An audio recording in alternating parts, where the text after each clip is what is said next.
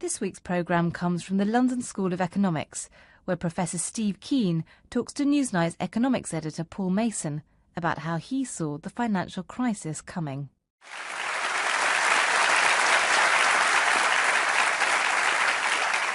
Good evening and welcome to the Old Theatre at the London School of Economics. I'm Paul Mason, here with a packed audience. In this week's edition of Analysis, I'll be talking to Steve Keen about his claim that if we keep the parasitic banking sector alive, the economy dies. Steve Keen is Professor of Economics and Finance at the University of Western Sydney in Australia and has a cult following among critics of mainstream economics. He was one of a small number of economists who put their reputations on the line before the collapse of Lehman Brothers and predicted there would be a major financial crisis. In his recently updated book, Debunking Economics, The Naked Emperor Dethroned, he argues that much of what is taught here at the LSE and other major institutions is, to put it politely, flawed. And not only flawed, but helped cause and accentuate the impact of the crash. Neoclassical economics, he says, with its naive, moneyless equilibrium theory of capitalism, provided the unwitting cover for the greatest Ponzi schemes in human history. Before we hear more about Mr. Ponzi, let's get an idea of where the audience stands. If you agree with Steve Keen that the emperor really does have no clothes, shout, "Stark naked." Stark naked! If you disagree with him and defend the current consensus, shout, "Fully clothed." Fully clothed! Thank you. So there's clearly the Steve Keen fan club here tonight. Steve, welcome. Thank you. Look, we'll get on to your views about the banking sector in a bit, but first explain to us what you mean by neoclassical economics. Okay, it's a theory of the economy which argues that it consists of utility maximising individuals and profit maximising firms. People who pursue their own interests. Yeah, who work together in a system that reaches ultimate harmony, where that harmony it means all prices in all markets reach equilibrium or tend towards equilibrium, and they model the economy as if it has no money, no banks and no debt. And for that reason, it had no idea that a crisis caused by banks lending too much money and creating too much debt was about to hit the world. To be clear, it's not that they ignore the existence of banks, they just think banks and debt and money are neutral to the workings of the system. They think you can model the macroeconomy without modelling either money or banks. And when you have a go at mainstream economics, that is the bit you're having a go at. Exactly. Well, we can't model the economy without the trio of banks, money and debt. If we have a model of macroeconomy that excludes any of those, we don't have a model of capitalism. And just explain to us why this huge swathe of professional economists ended up not realising the importance of banking and debt. How did we get there?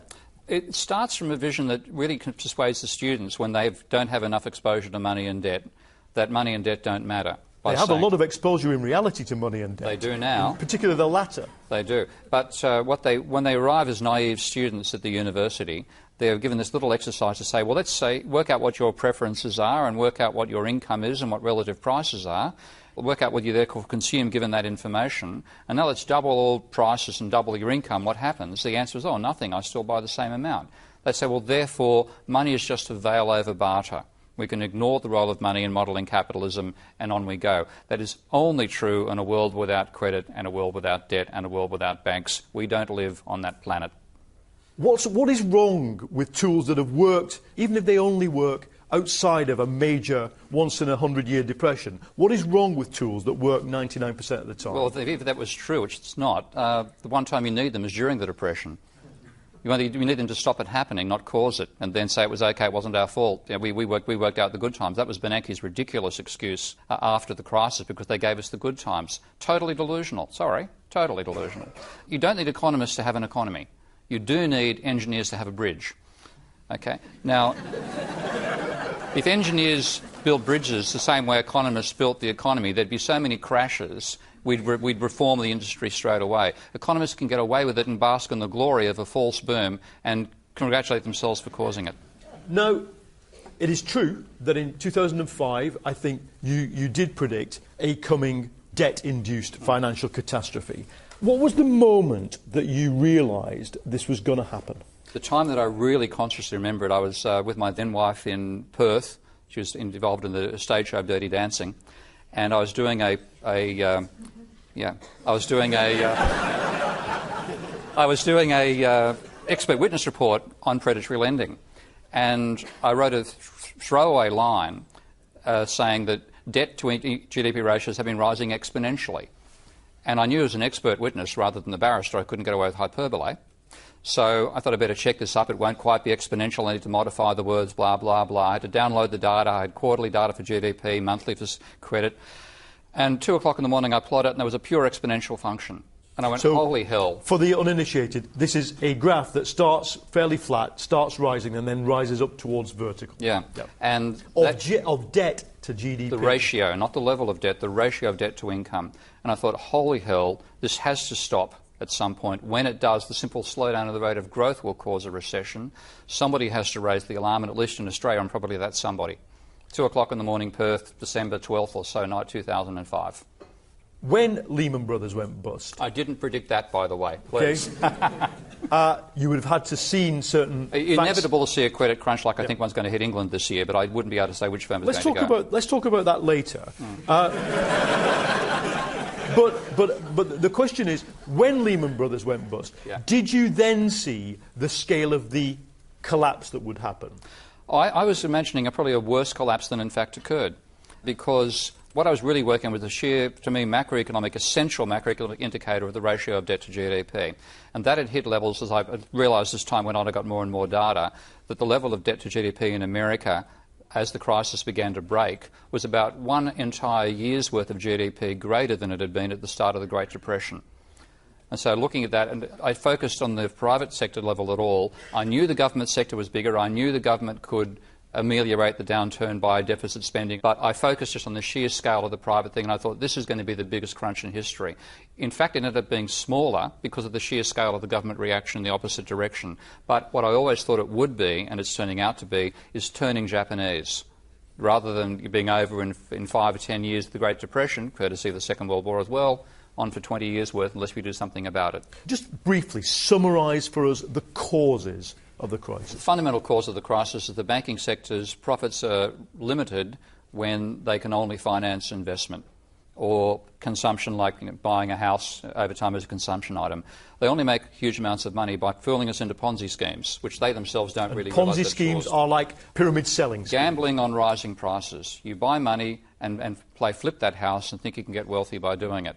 That's okay for an individual. When we believe the entire society can get rich playing flip that house, then all you're doing is accumulating debt, driving up house prices, getting more income for bankers, more income for real estate agents, and then ultimately the debt level reaches so high the society can't sustain it and we crash.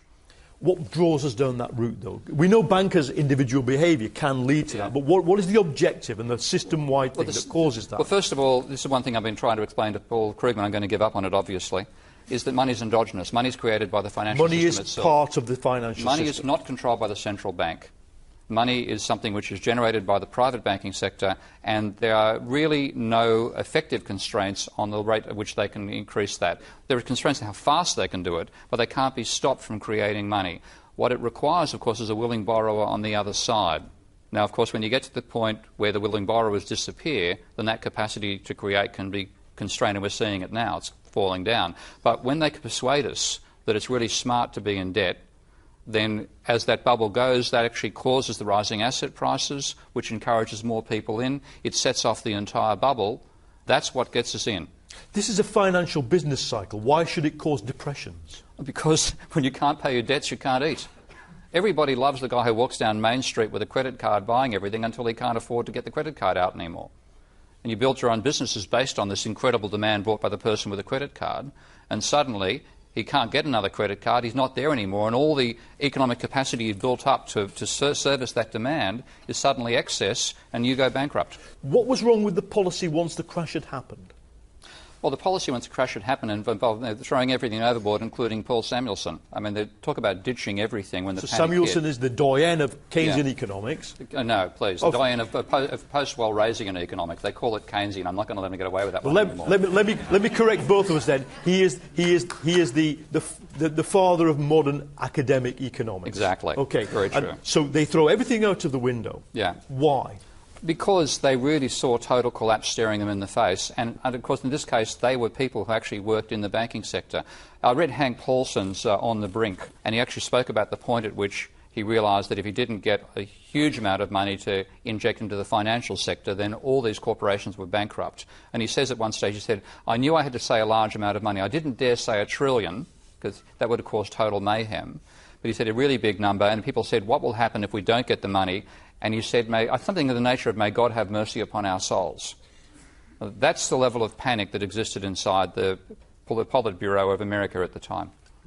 We've got a coherent vision here, that is, of excessive lending, excessive borrowing, a policy framework designed to encourage it, speculation at the top, on the froth, as it were, on the top of it, and then a political elite that throws aside the theory and goes for numerous rescue plans. Yep.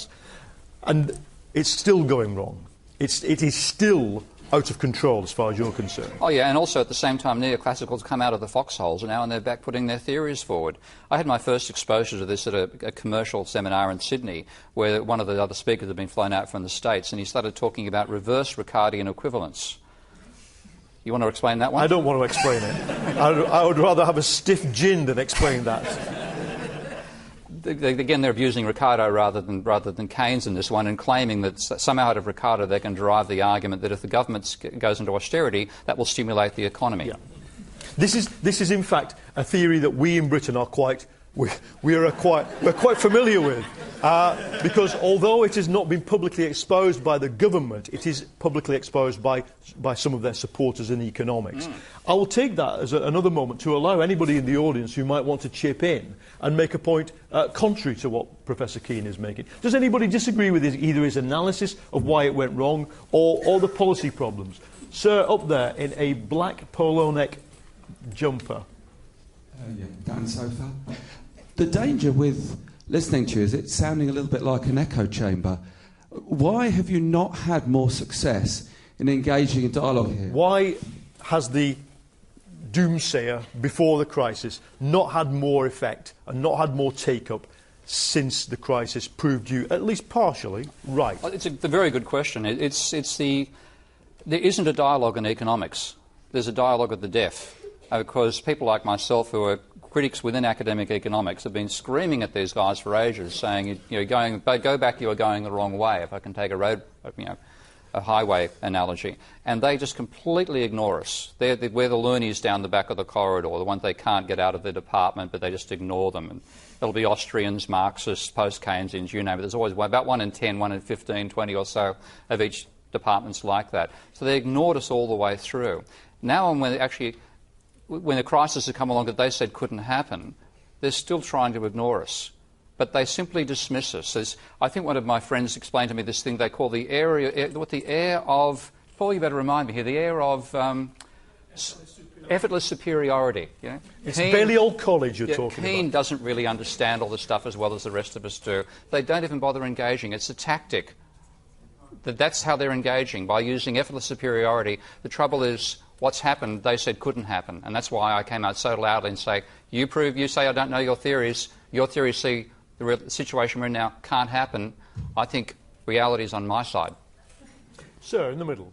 It's slightly fashionable to accuse banks of being the bad guys, when in actual fact at the kind of philosophical core of the modern capitalistic economy, it's individuals acting in their own best interest, which is not equal to the best interest of society. Well, the real danger, the reason bankers identify bankers as a problem, is that the rest of us, when we act in our own interest, we face what János Kornai, a great Hungarian economist, called a hard budget constraint, generally speaking.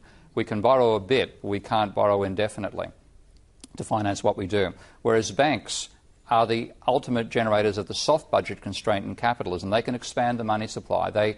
It's a double-entry bookkeeping exercise to expand the money supply.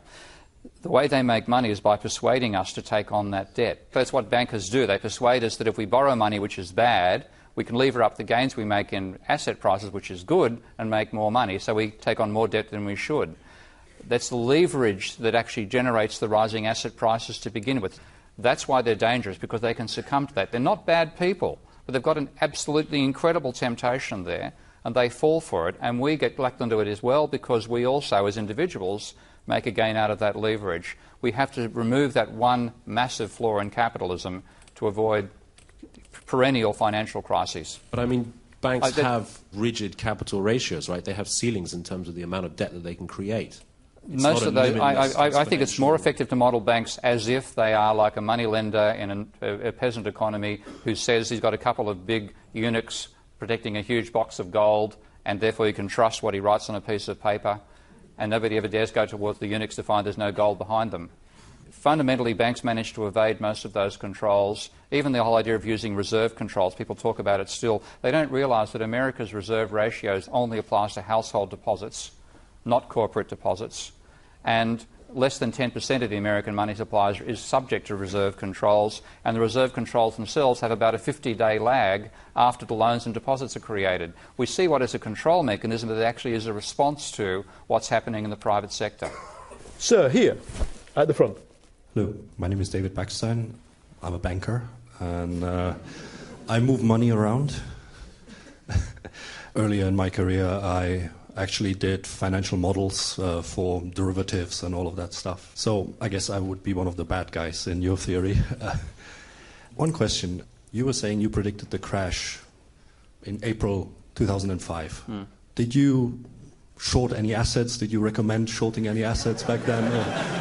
So the question is, Steve, did you use your advanced knowledge to speculate on the downward price of any assets? No, I did once, a bit of a gamble, and I thought it might happen in October of 2009, I think. My attitude was I put a bit of money, but I could afford to lose it. And I got the timing wrong. The bubble continued. Timing is everything in a bubble. But I certainly warned a lot of people to get out of the industry, so get out of the stock market before 2007. Lots of people did, and quite a few of them are very useful supporters of the work I'm doing now. So to the Steve Keen fan club, who are clearly here, he is fallible. You're listening to Analysis with me, Paul Mason, at the London School of Economics, interviewing the economist Professor Steve Keen. Now, Steve, what should we do to get ourselves out of this mess? What would you do? What I would do is what I call a modern debt jubilee. And that is, we have to reduce the level of debt and reduce the wealth of the financial sector without penalising people who've purchased the goods that the financial sector's spun off to them that they call assets, or the loans that they've securitised. So what I would argue in favour of is what could be called quantitative easing for the public. So rather than Ben Bernanke giving the money to the banks and say, please lend, you give the money to the public and say, if you are in debt, you must pay your debt down. If you're not in debt, here's cash. What that would mean is the banks would then find themselves getting a lot of their loans paid off, their cash reserves would rise, their income-earning components would fall, so they might be illiquid rather than insolvent, so there'd be challenges there. People who had debt would have less debt, they could then spend more easily. People who had no debt would otherwise be penalised, would have a stack of cash out of which they could spend. The income-earning capacity of the bonds they'd bought would fall drastically. So they would have less income to spend out of, but much more cash. That would minimise the damage of making the transition, and it would reduce the power of the finance sector overnight. Now, that would also cause a lot of financial people to be unemployed. Tough.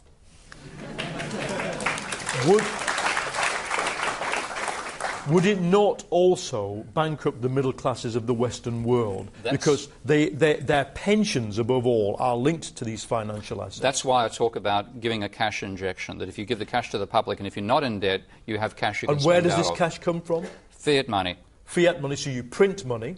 Well, yeah, Ben Bernanke hasn't tracked off. You create money. Yeah, you create money. Wouldn't it be less extreme to say, let's just go back to a system where banking serves industry? Oh, yeah, that's exactly...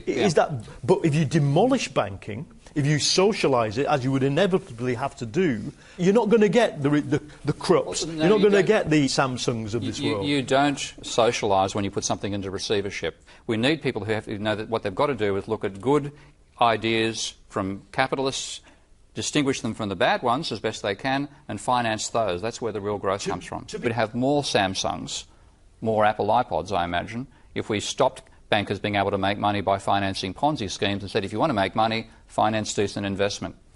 Concrete policy. OK, suppose David Cameron rings you up, or George Osborne. They might. They like heterodox economists. What do you tell them to do? Well, I'd go for the modern debt jubilee.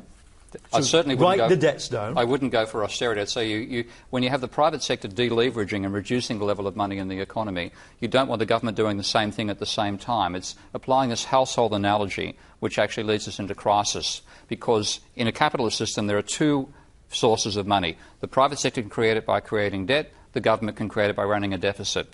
If you have the private sector deleveraging, so it's taking money out of the system and therefore reducing economic activity, if the government does it as well, you'll amplify the downturn. So I'd say your austerity program right now is the wrong way to go. And if states teeter on the edge of bankruptcy, I mean, Britain was worried about its sovereign credit rating. Yeah. What should they do? Go on spending? Yeah, fundamentally a country with its own sovereign currency can't go bankrupt when its debts are in that currency.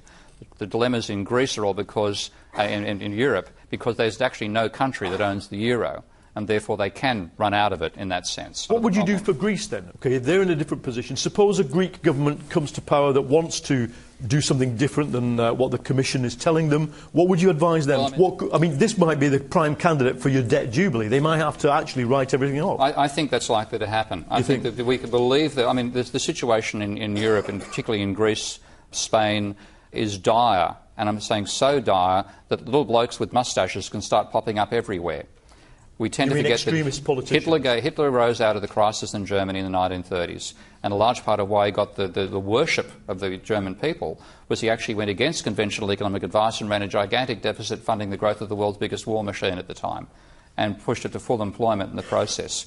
That demagoguery can rise in a situation like now. So to believe we're going to have political stability in the middle of the austerity being forced upon those people, I think, is naive. And at some point they'll come out and say the debts are over. I think that will probably happen. And you said we're in the middle of the crisis. Oh, no, I'd say about 30% through. 30% through. So there is more chaos on the way. Because the levels of private debt caused the crisis, and they're only slowly being reduced. The American data I know best, and America's debt level peaked at 300% of GDP. That's private debt. So when we see Detroit recovering, when we see the housing market hovering on the bottom of the curve, you don't think it's the beginning of the end of the crisis? No, we only get the crisis over when you get rid of the superfluous debt accumulated in the previous bubble. And we have so far to go on that process that it could take 10 to 15 years before that's worked out of the system. Questions? Sir? Kirk Economy, former student. Do you think there's an internal inconsistency in what you're saying? Pouring money at it will just reinflate the bad investments and the bad ratings. So don't you think the focus should be on actually getting more focus on timely and accurate information so that the market can function properly? Something like that. There's certainly a role for the market in giving accurate valuations. The trouble is 99% of the activity on markets is speculative bubbles rather than actual information.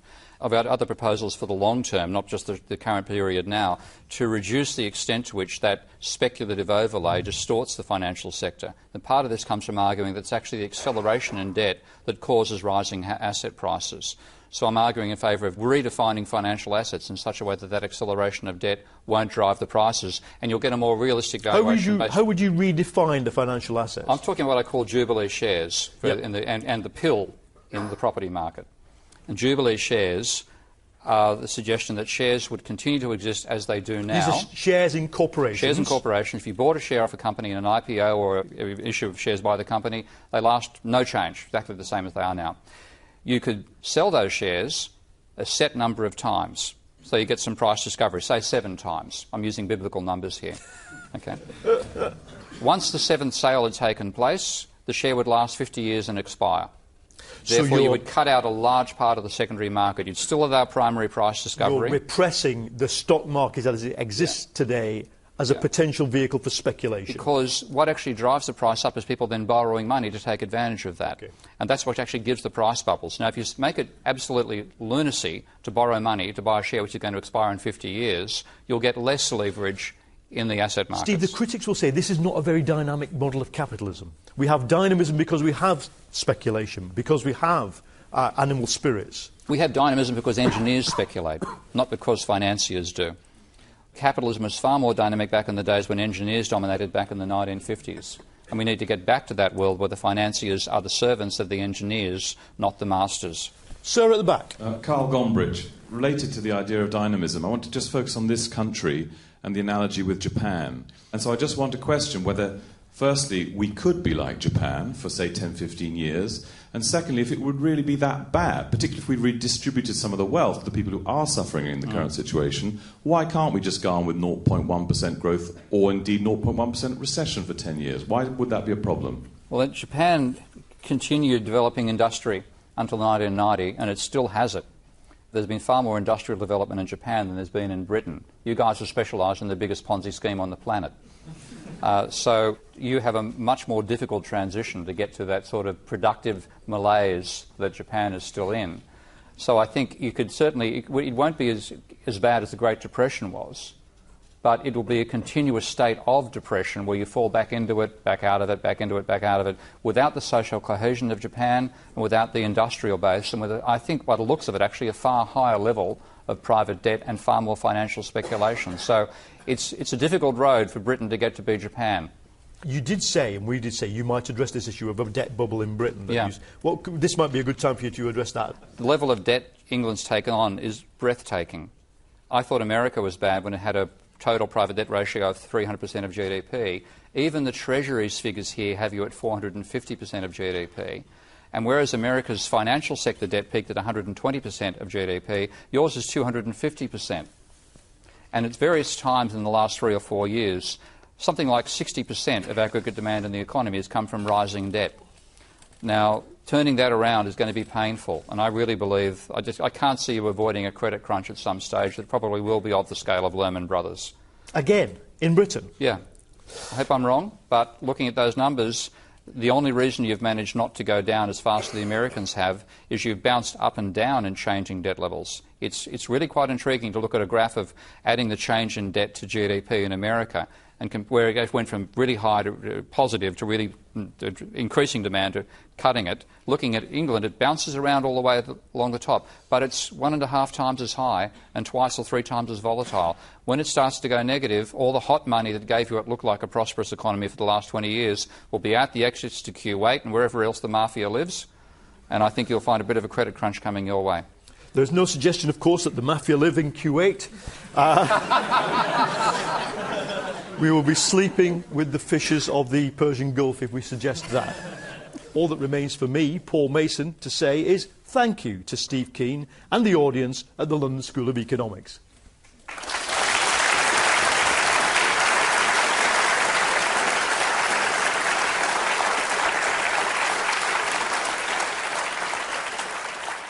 Analysis was presented by Newsnight's economics editor Paul Mason and produced by Kavita Puri.